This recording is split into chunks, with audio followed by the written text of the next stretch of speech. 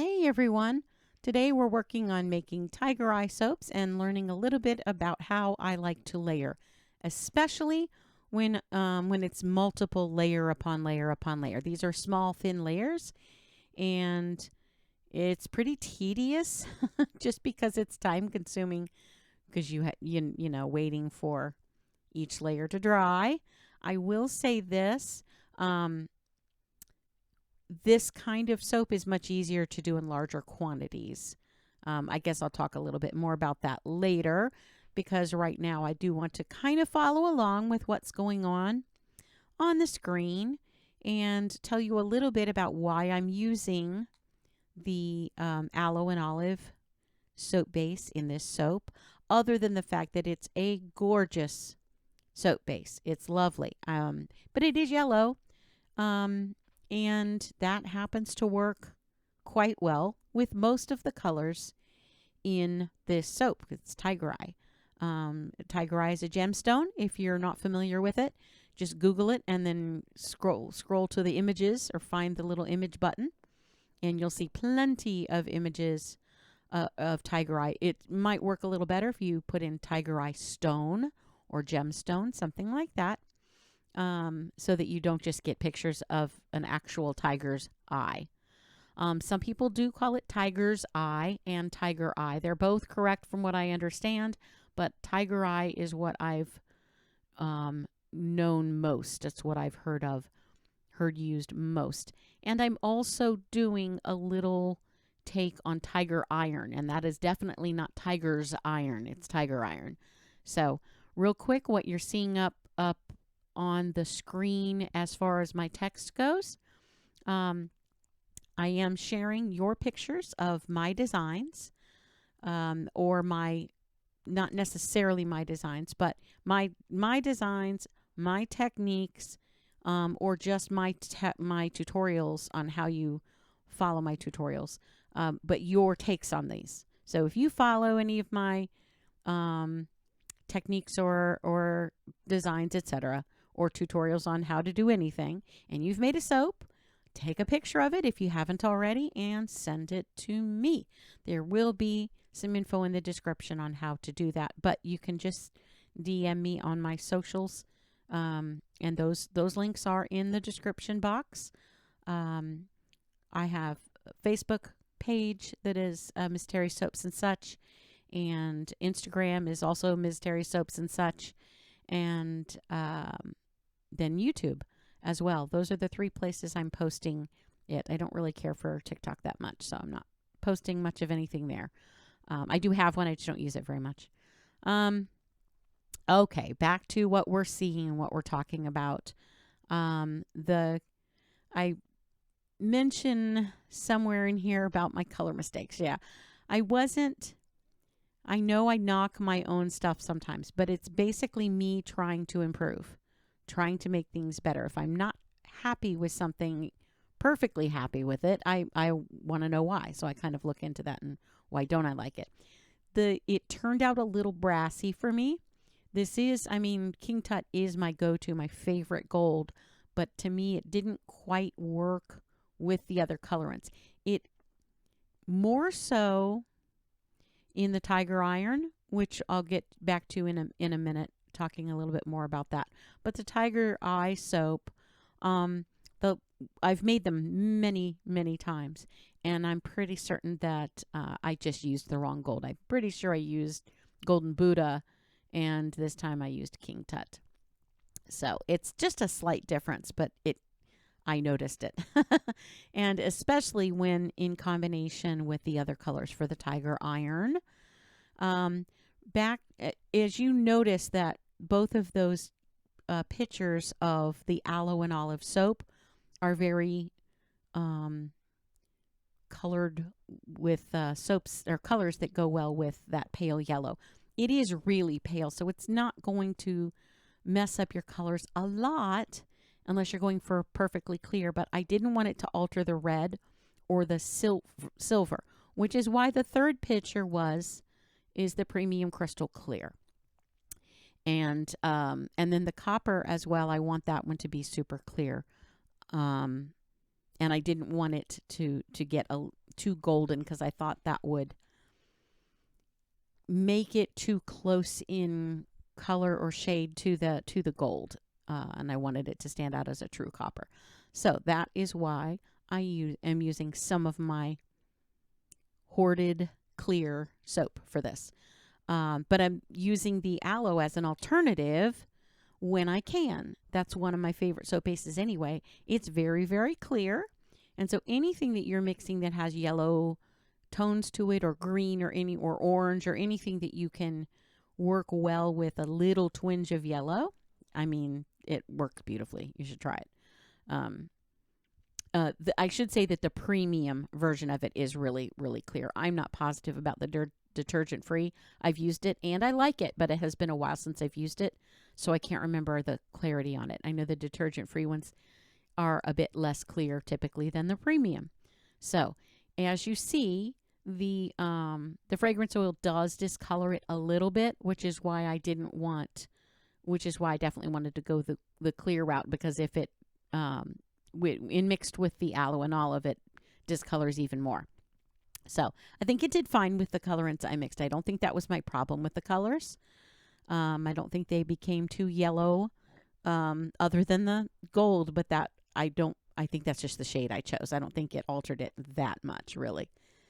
But I know what I did, and I know what I need to do to fix it, and I'll be talking about that a little bit as I go here. Part of it is I'm a stickler for trying to be not so much perfect, but I really like to represent the gemstones I'm making when I'm making a gemstone or a stone or mineral or whatever you want to call it. I like to get as close as I can. I still have some work to do on that with this design. I want to mess it up a little bit. I'm gonna play with some of the layering and make some kind of wavy layers in places and stuff. But I did not do that in this video. That'll be coming down the road. Maybe I'll do that when I do the improved colorants for the Tiger Iron look. It definitely is a little bit less stripy. It can be. I shouldn't say it is for sure, but it can be less stripy than the Tiger Eye. Tiger Eye can also be a little bit wavy and chunky and a variety of things, but they're really, it's typically known for the very striped look. So, as you see me mixing up the copper here, I did add a little bit more. I'm kind of playing with a balance between some clarity and still maintaining the copper color as it's layered over these other darker, intense colors. Because I do like the other two to stay pretty. Oh yeah, here I almost spilled my soap. I mean, I always spill my soap, but that one, if that tipped all over, I would have been so upset with myself. Anyway, the colorants, as I kind of mentioned a little bit, I don't think I added enough black to the red. Just added a little bit of activated charcoal to that to tone it down a little. I could have chosen a different red, but I didn't. I really liked the intensity of this one. When you see Tiger Iron, it has a really nice intense red. It's red jasper is the actual mineral or stone that is blended with the Tiger Eye to give the red part of it. And then there is typically some silver or more pewter-like streaks that are hematite. You'll see some hematite in the Tiger Iron, and the way it blends and stripes and swirls, etc., with the tiger's eye or Tiger Eye, whatever you want to call it, is gorgeous. It's really, really pretty, and it can be quite striking. What I think some of my bigger mistakes were, it just made everything too bright and too harsh. I really feel like there needs to be, not only, I did put more black in the silver color to make it a little more toward pewter, but it looks great from the top, but I think a lot of the silver portion of the mica sank to the bottom a little bit, even though I didn't really pour it that hot. It was really either that or it just stands out so much over the red. It really highlighted that. And I mean, it's really pretty. It's just not quite what I wanted and not quite representative to me of what the type of look I was going for with the tiger iron. Now, you'll find with any gemstone too, you're going to find different looks. And sometimes you might, decide to emulate this look that you see that's a more natural one, or this highly polished one, or this grade A versus grade D, or what have you. There's a big variety, but I feel like I'd get a little bit more of a realistic look if I darkened the red a tiny bit. Now in the little cup there, it looks just fine. It really does. It just, when it backs against the other colors and is poured out, the red against the yellow, perhaps I wasn't thrilled. I think one of the components I was missing was adding, I think I tell you that later up in the text, I'm not sure, is adding a layer of plain black, like soap, the clear soap, with the activated charcoal only. I think would have made a better color combo there to have that in there.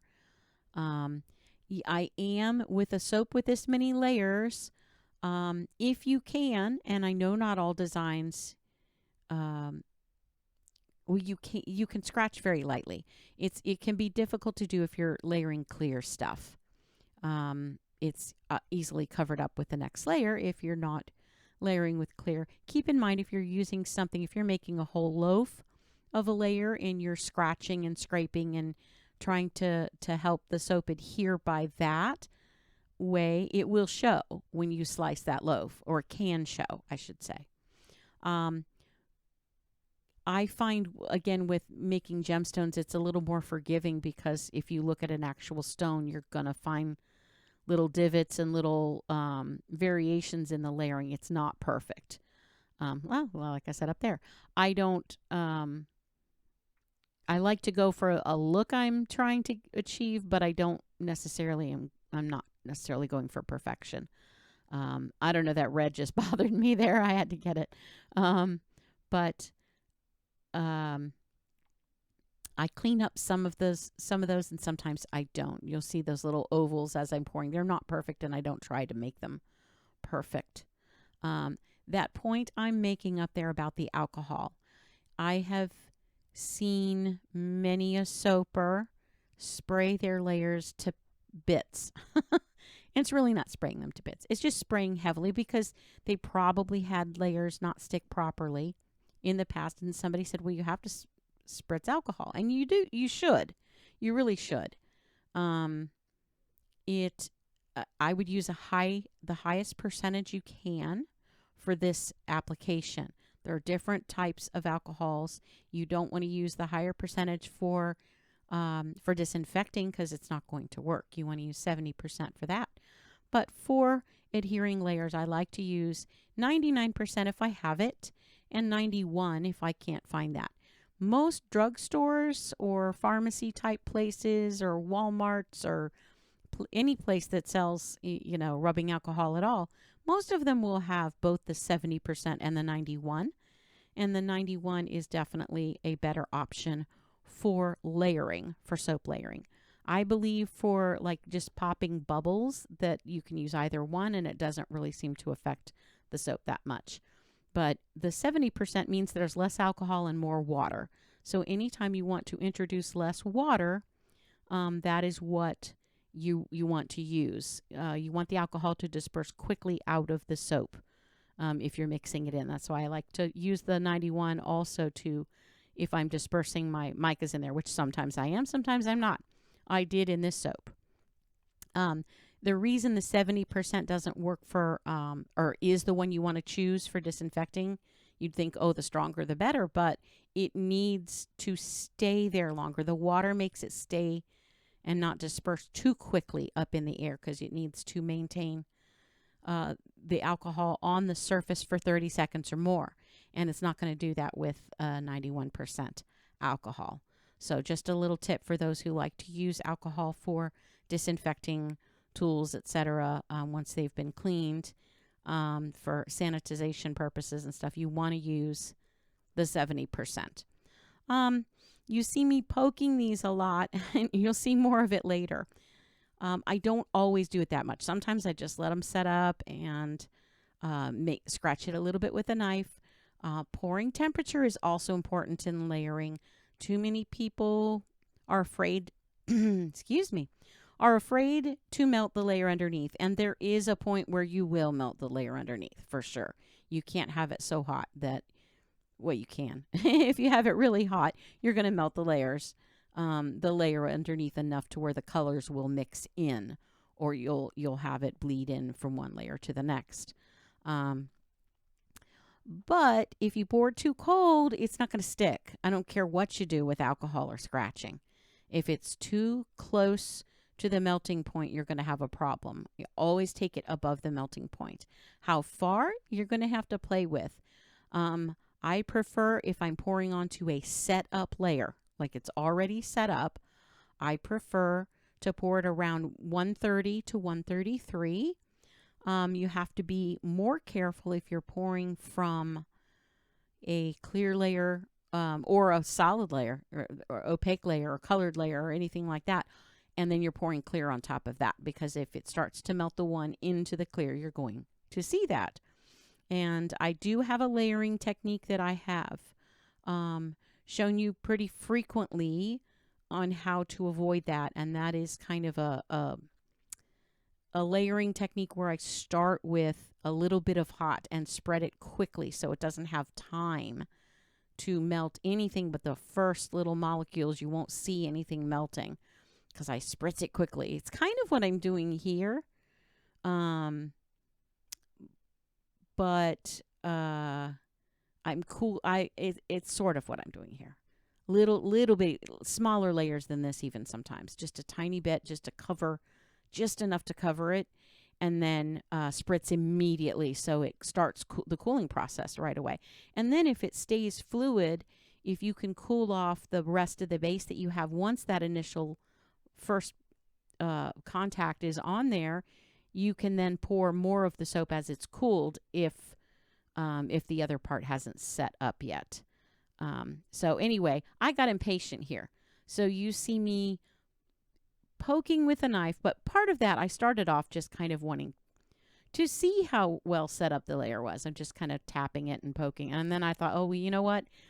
If you cut through the layers, and I found this more in some of the bigger soaps I've worked with too, that's kind of what started it for me, is I wanted to know what that skin was like. And if you cut through that skin a little, it's going to cool faster. So, because the skin is holding in the heat. That's one of the reasons that you have to kind of time things carefully and look at the thickness of the skin when you're doing an acorn swirl. If it's a really thin skin, the underside is probably really hot still. And oh yeah, I forgot about my secret project I was putting up there. It's not that exciting. It turns out to be a really cool soap though. And I'll tell you when I'm unmolding it a little bit more about it. But basically, if you're adhering thin layers like this, you can do the same thing with thicker layers, but you have to get a thin layer on first, really pretty hot, not ruin your soap type hot. But for Crafter's Choice, I use, like I said, about 130. You can do a little bit less depending on what you're doing, and but it's got to be above the melting point, at least by a few degrees. Melting point for Crafter's Choice is typically 120 to 125 is what they list. I find that the clear soaps and the premium tend to be on the higher side of that, and the detergent-free and the milk soaps, etc., tend to be on the lower side of that. Just my observation. I don't know if there's a huge truth to that. That's just what seems to happen when I'm working with those.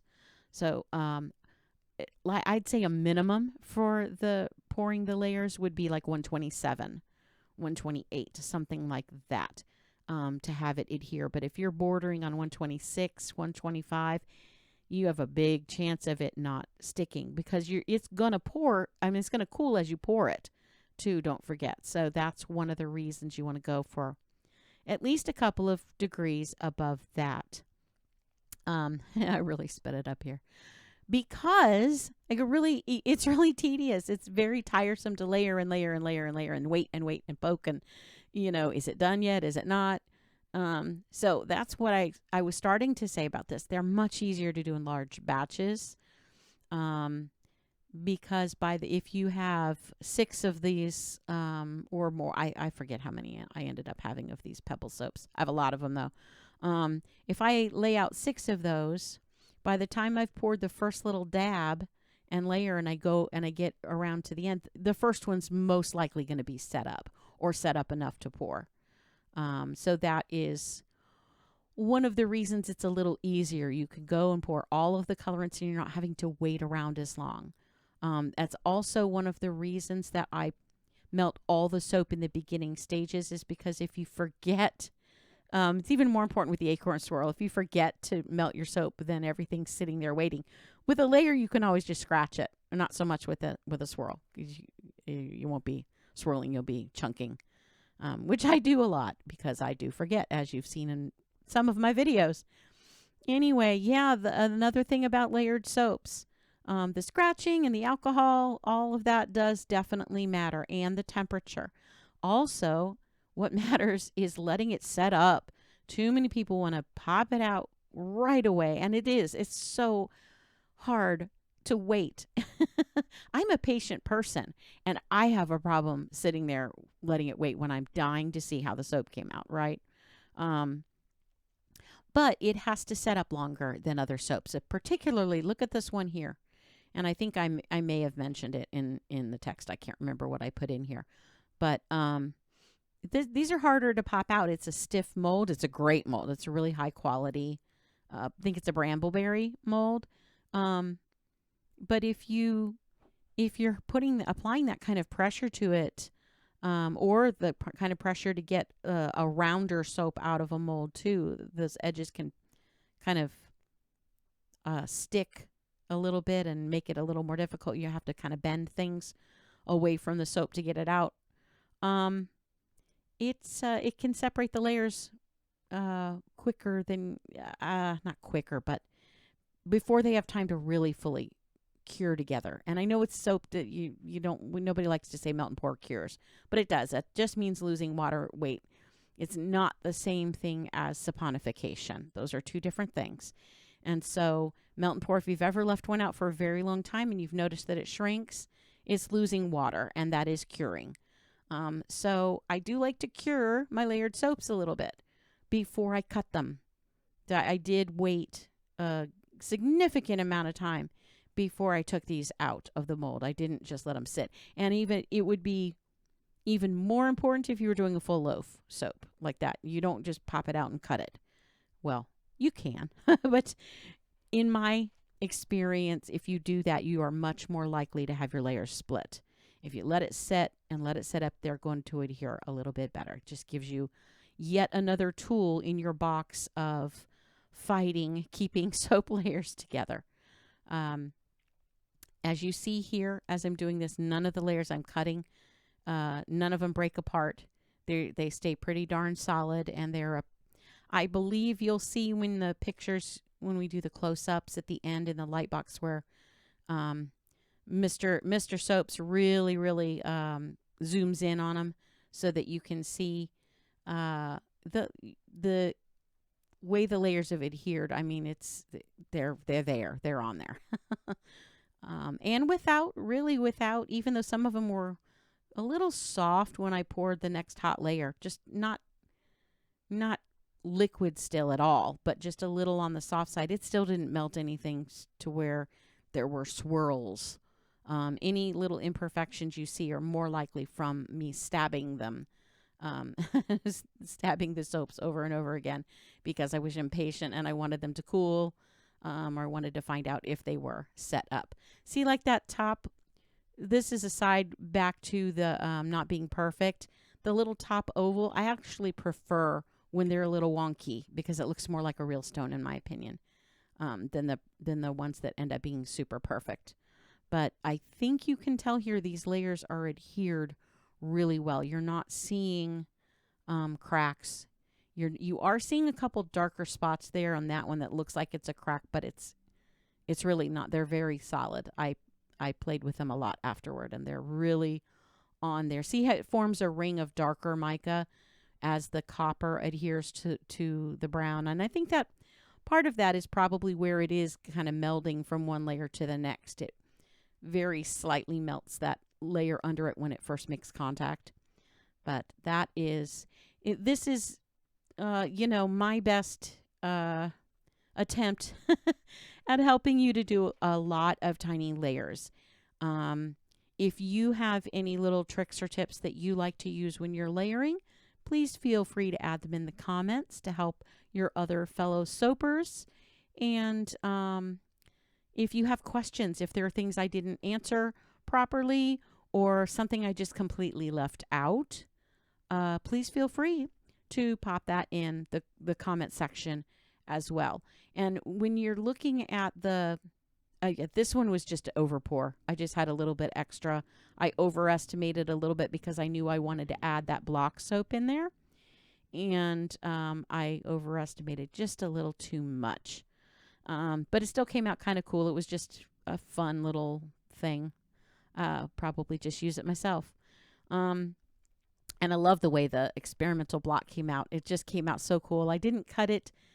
I didn't want to cut that other corner off because I love the way it turned out, so I just left it. I don't know. It just looked really cool.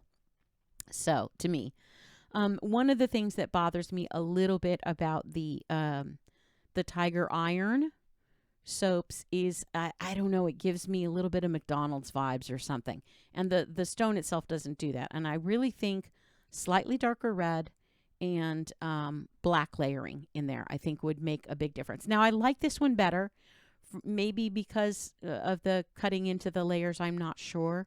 But it still, I think, would benefit from having a little bit of black layering in there. And I probably should have done one more silver layer. But I didn't. So hindsight is 20/20, as they say. And yeah, next time I do these, I'll use Golden Buddha instead. It's a little bright. It's just a little brassy, of a little too much on the yellow side of that gold. You could also clear that up by adding a little bit of white mica into it. It would soften it a little bit, but I do have Golden Buddha somewhere, so I'll just use that next time. I love the way the chunk came out. I know I mentioned that earlier, but I was really happy with that. And it was just a test. It was just a trial. So if you're still here, I thank you so much for watching. If you've watched any of my videos before and haven't subscribed yet, please do like the video so that other soapers can also get my take on layering. And I can't thank you enough for everything you do for me. If you check the description box for how to send me your soaps, your takes on my soaps, so I can feature them in the soap community. And look for the soap community page on my main YouTube page. Thank you so much for your time. I appreciate you. Have a great day. Bye.